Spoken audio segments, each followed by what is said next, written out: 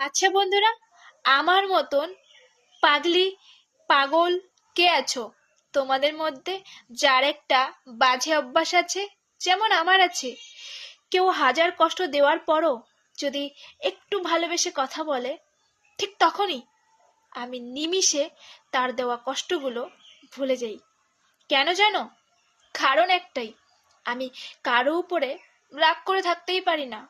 চেষ্টা করি অনেকবার যে ওর সাথে কথা বলবো না, আমাকে কষ্ট দিয়েছে, কেন কথা বলবো না, ওর সাথে আমি একদম কথা বলবো না ভাবি। কিন্তু বিশ্বাস করো, পারি না। সব থেকে বেশি কষ্ট আমার নিজের হয়। ধরো, কাউকে যদি রেগে মেগে যদি দু চারটে কথা শুনিয়ে দিই, সব থেকে বেশি কষ্ট আমি পাই। জানি না কেন ভগবান আমার এরকম মন দিয়েছে, কারো উপরে রেগে থাকতেই পারি না।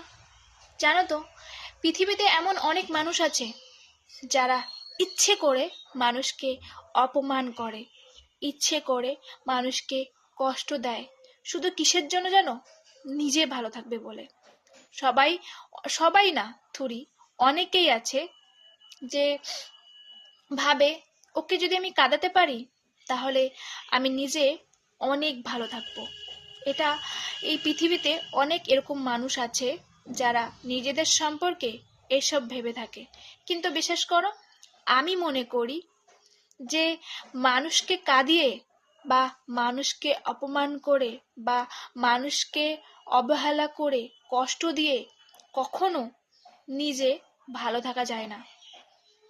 হ্যাঁ বন্ধুরা, একটা কথা মাথায় রাখবা, যে যতটা কষ্ট তুমি অপরজনকে দেবে, ঠিক ততটাই কষ্ট কিন্তু একদিন না একদিন তোমাকেও কিন্তু ভগবান ফেরত দেবে।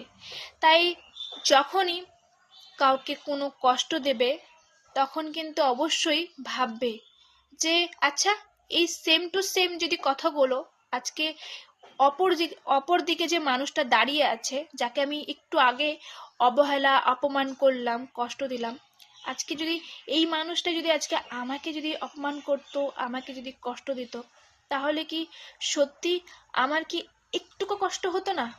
এটা কিন্তু অবশ্যই ভেবে রাখবে, ঠিক আছে?